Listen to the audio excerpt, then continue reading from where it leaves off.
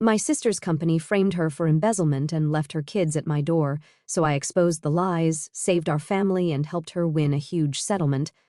Hi, so I am using a throwaway account because this does not belong on my main page. I, 28, female, have an older sister, Jackie, 32, female, who has 2 kids, an older son and a younger daughter. Her son is 14, and her daughter just turned 12 a couple of weeks ago. Their father is not in the picture anymore, and my sister is a single mother. I would not say that Jackie and I are close, but we are okay. We are not archenemies either, like some other siblings here. I guess you could say that we are just indifferent to each other now. About 6 hours ago, Jackie turned up at my house and asked me where her kids were. I had no idea what she was talking about because I had not even been at home for the past 4 days. I had been away on a beach trip with my boyfriend, so I did not understand what she was referring to. She told me that she dropped off her kids at my house 2 days ago and told them to ring the doorbell so I could take them in while she ran some errands. She told me that she texted me about it, but I did not recall receiving any text of the sort, and I even showed her proof of it on my phone. But while going through my phone, she was able to discover the text that she had sent before she dropped her kids off, and I had somehow missed it, probably because I was on vacation and was not checking my phone often. She started to panic and accuse me of being careless because now neither of us knew the whereabouts of her kids. She told me that apparently she had driven away before she saw that her kids were safely inside the house because she was counting on me to take them in. She told me that she had gotten into some legal trouble that she did not want to speak about, and that is why she had been missing for 2 days, but now that she was back, she wanted her kids, and she wanted them now. I did not know what to do, so I suggested that she go to the police or something because I literally had no clue where the kids could be. They did not even have their phones on them, so there was no way we could get through to them. Jackie did not want to go to the cops because she just finished dealing with a lot over the last 2 days, and the police's involvement was the last thing she needed. She turned my house upside down and accused me of being selfish and not thinking about my niece and nephew. She said that she had been counting on me to help her out in this tough spot, but I let her down. She left in tears and said that she was going to knock on every relative's door until she was able to find her kids. I feel like a total idiot right now, even though I do not understand how this is my fault for missing a text from my sister where she told me to take her kids in because I was on vacation. Update 1. Okay, folks, it has been 4 days, and I finally have good news. I have been in touch with Jackie because I really felt guilty about not noticing that text, even though it was not my fault. Today she told me that her kids had somehow managed to find their way to their uncle's house, and that is where they had been for the past couple of days. Now, this was not their cousin, but Jackie's ex-boyfriend's cousin. He apparently had still continued to talk to his nephew online because he knew that his mother would not let him stay in touch with him otherwise. I thought it was a little creepy at first, but then I realized that this uncle of theirs, Frank, 28, male, had practically saved their lives by taking them in during Jackie and my absence. Jackie apologized to me for behaving badly the other day and said that it was pretty out of character for her to freak out at people like that, and I agreed because she was usually a pretty level-headed person. She told me that she had not slept a wink in the past couple of days because she was so worried about her kids and where they were. I finally asked her why she had not gone to the police and what kind of trouble she had been in exactly before this, which required her to leave her kids behind. She finally confessed that she had gone to gather evidence against the company she was currently employed at because she had heard from a particular source that they were planning to blame her for embezzlement since the company was facing a huge financial crisis, and they needed someone to shoulder the blame. Upper management had figured that she could take the fall, as she was the head of accounting and had the most access to the company's financial records. She knew that she would be fired within a few days, so she decided that she would collect all the evidence that she could in her favor from the office. Then, she even went out of town to speak to her ex-boss about this and asked him to be on her side if she needed him to testify against the company during the hearings. That took a couple of days, and she really did feel guilty for leaving her kids behind and not even bothering to check if they were doing all right during that time because she was just so frustrated with how this situation was turning out, especially since she had always been an extremely honest employee. She did not want to go to the cops because that would reflect badly on her and might even end up with her kids being taken away from her, which she did not want. She broke down and told me that she had not even bothered to pack warm clothes for her kids, even though it was pretty cold outside, and she just completely neglected them because she was facing a crisis. I tried to console her, but I knew that it was pretty messed up to treat your kids like that, no matter what you are going through personally.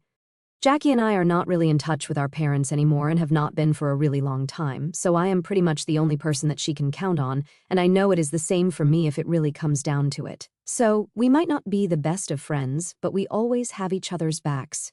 It has been that way since we were kids, and I was disappointed that I could not look after her kids this time around. She was really lucky that her son had remembered Frank's address from when they used to talk online. She found out by accident when she logged into her son's Instagram account and went through his chats. She was so out of it that it did not even occur to her until she opened her laptop. Her son would occasionally use her laptop to play games or talk to his friends online, and when she remembered that, she instantly logged in. That is how she was able to discover Frank. That guy did not have Jackie's number, so he was not able to contact her when her kids showed up at his house. Frank used to visit a lot before his cousin gave up custody of the kids 4 years ago, and after that Jackie wanted nothing to do with his family, so Frank was not able to visit the kids again. But he was able to reconnect with his nephew online, and it was actually surprisingly Jackie's son who tracked his uncle down online and sent him the first text. I guess kids do remember who was there for them the most as kids. So, anyway, I am just glad that Jackie was able to find her kids, and I do not have to carry around the guilt of not noticing that text sooner. I just hope that she is able to deal with her baggage better so that her kids do not have to suffer anymore. Update 2. It finally happened. Jackie's company fired her, and they are also planning to come after her legally, just like she had expected. They accused her of embezzlement and said that they would make sure she ended up behind bars. The poor woman is scared beyond words and has been texting me almost every hour just so she has somebody to talk to. She does have a lawyer, and a pretty good one at that, but even then, she is going up against a pretty big force, so there is no telling what might happen next. She has asked me and Frank to look after her kids and help her out whenever she needs it, because she would hate to end up neglecting her kids like she had the first time around. Both of us obviously said yes to the job because she is going through a horrible thing right now and needs all the help and compassion that she can get. Update 3. So Jackie and her company's representatives had a meeting with the court-appointed mediator today, and she left the kids with me. They are quite good kids, and it is horrible that their mother has to go through something like this. I guess the only silver lining here is that this has really helped Jackie and me bond together. She dropped off the kids at my house last night, and I demanded that she stay for dinner because I really did not want her to leave and face the night before this morning all by herself. After the kids had fallen asleep, Jackie had a total meltdown and told me how she dedicated almost a decade of her life to this company, and now they were screwing her over without so much as a second thought. I consoled her through the night and insisted that she spend the night here because I just could not let her drive back home in that state. Even when she woke up this morning, she seemed nervous and anxious, and I guess it is totally normal for her to feel that way, even if she is innocent. I offered to drive her, but she told me not to because she needed somebody to watch the kids and drop them off at school. I also needed to go to work after I dropped them off, so she went on her own. Frank will pick the kids up after school ends and drop them at Jackie's house. It is a pretty neat system that we have worked out, and I am really hoping that we do not have to stick to this for long and that Jackie can resume her normal life soon. I know this is not the drama-filled update that a lot of people wanted to hear, but I am really scared for Jackie, and I just need a place to vent, so I am turning to Reddit for help right now. Update 4. I just got to know something insane from Jackie, and it finally makes sense why she was so nervous and jittery before the meeting, even though she had not really done anything that she had been accused of. Apparently, Jackie had been in a relationship with one of her subordinates for almost 2 years before this, and that is what she was really scared of, that her company was going to try and use this against her, and that is exactly what happened. She is even more screwed because, unfortunately, this was not a relationship that Human Resources had been told about, so it was kind of frowned upon. What was even worse was that she was the one who had initiated this relationship, and she had not even told her lawyer about it, so he was completely blindsided when they brought this up during the meeting. Jackie's boyfriend had pretty much submitted all their texts and stuff as evidence to the company and stabbed her in the back pretty badly. He called her later on, saying that they had offered him the position that she used to work in for selling her out, and he just had no choice. Truth be told, he did have a choice, he just made the one that would benefit him at the cost of his relationship. Jackie came home today and told me all of this, and I really gave her an earful because this was really irresponsible and stupid of her. Not only was she putting herself in danger by not being completely honest with her lawyer and the people who cared about her, but she was also not even thinking about her kids who were looking forward to having her around all the time again. She was crying yet again, but today I was just too mad at her to feel bad about it. I told her that we all deserve better, and so did she, but if she was not willing to be honest and transparent, then there was very little the rest of us could do to help her out. After today's meeting, her lawyer had almost quit because she had not been completely honest with him. I explained to her that this was not the time to be thinking about her image and so-called reputation, but to be thinking about how she could save herself from ending up behind bars for that. If she needed to bring out every single dirty little secret that she had, then she should do that and look out for herself. She seemed to hesitate a little, but she did tell me that she had been considering getting her now ex-boyfriend to tell her why he had sold her out on text so that she would have proof of the company trying to screw her over on purpose. I thought that was a great idea, so I told her to call her ex and get him to tell her how the company had offered him her job in exchange for all the screenshots. So, she called him up, and then it was a pretty easy task to get that egotistic idiot to confess on the phone. We recorded it and sent it to her lawyer immediately. We do not know if it will be helpful or not, but at least we know that we tried. As for the other proof, the company will literally have nothing on her unless they decide to go ahead and falsify proof against her just to frame her. Luckily, she has all the original documents of their financial records, which she had gathered before she was fired, so they will not exactly do themselves any favors by trying to plant false evidence. The biggest thing that they had against Jackie was her affair with her subordinate, but that is over now, and that is technically not even the point of this lawsuit, so it is not even relevant. It was only just a way to spoil her character. Update 5. So, I have been hounded by you guys for almost 2 weeks now because you want to know what happened between my parents and us and why we do not speak to them anymore. I was trying not to talk about that because it is not really relevant to the whole Jackie thing, but since you guys have been insisting for days that I tell you, well, here goes. My parents were both drug addicts who pretty much neglected us our entire childhood and were the worst parents on earth. We lived off our neighbors' and relatives' kindness and generosity because our parents had taught us not to expect anything from them from a very early age. They were never there for us in any capacity, so of course, Jackie and I grew up being fairly independent and did not rely on anyone because we knew that we could not trust them. They kicked us out the second I turned 18 and told us that we could now make a life for ourselves separate from them because they were tired of taking care of us, even though they barely ever had to. Neither of us ever knew who our grandparents were, and the only relatives we had were an old aunt on my mother's side and my dad's second cousin who used to live on the same street and helped us out once we got kicked out.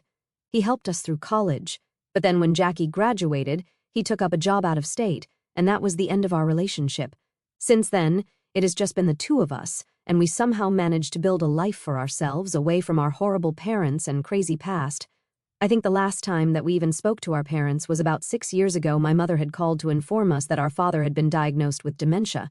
She did not invite us to come home or anything and just told us that she felt like we should know because he kept asking about us. Jackie and I did think about visiting them once, but then we forgot about it because we got too busy with our lives after that. We never received any other phone calls from our parents, and neither did we bother to go check on them. To be honest, we do not even know if they are alive or not, and we feel a little too guilty to go and find out at this point, so we have just let it be. Our lives are going on just fine without them. They are not bothered about us, so we do not have to bother with them either. It is only the fair thing to do. Maybe that makes us terrible children, but honestly, they were pretty terrible parents to us as well, so whatever. Update 6.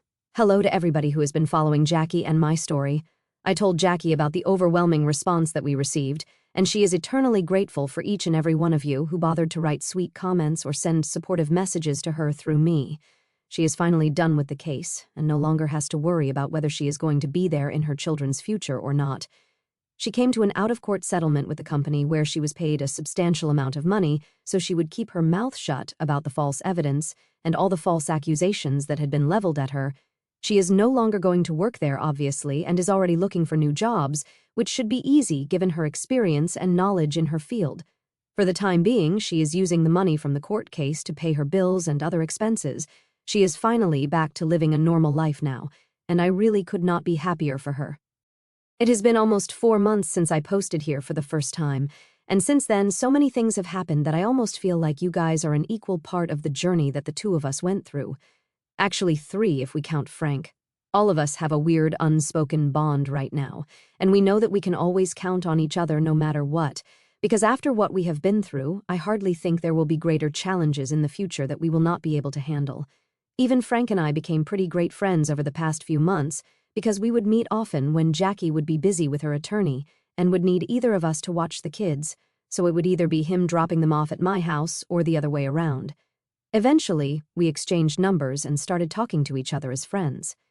He's a pretty funny and sweet guy, and it is crazy that we met under such stressful and strange circumstances but still became such great friends in such a short amount of time.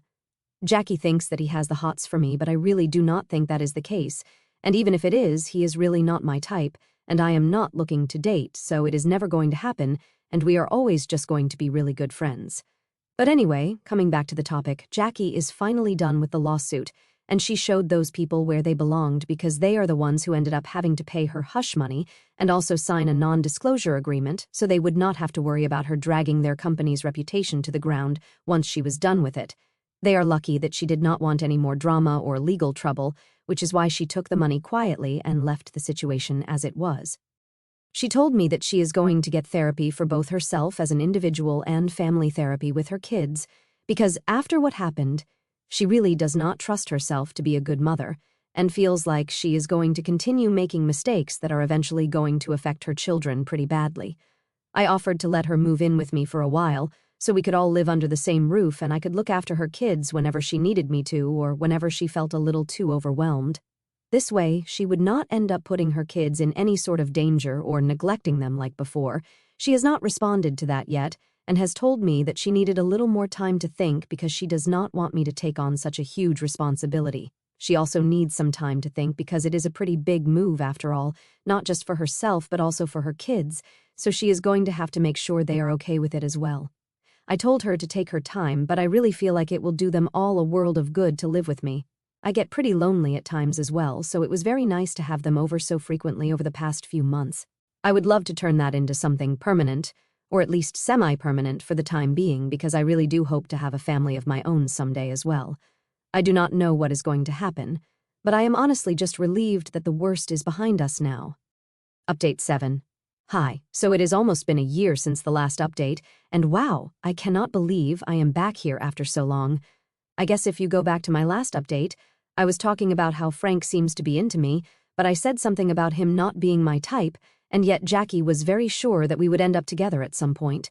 It is crazy, but she was right.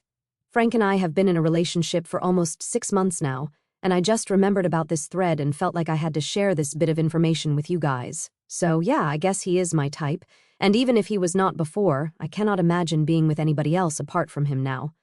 Of course, Jackie is very happy about all of this because I just proved her right, and she thinks that at least some good has come out of her insane goof-up last year with her kids and everything. But she is doing a lot better now and working in a much more stable company in a better position with higher pay. She moved out just a couple of weeks ago, but she has moved just down the street so I can visit her anytime, and it will not be any different than her living here.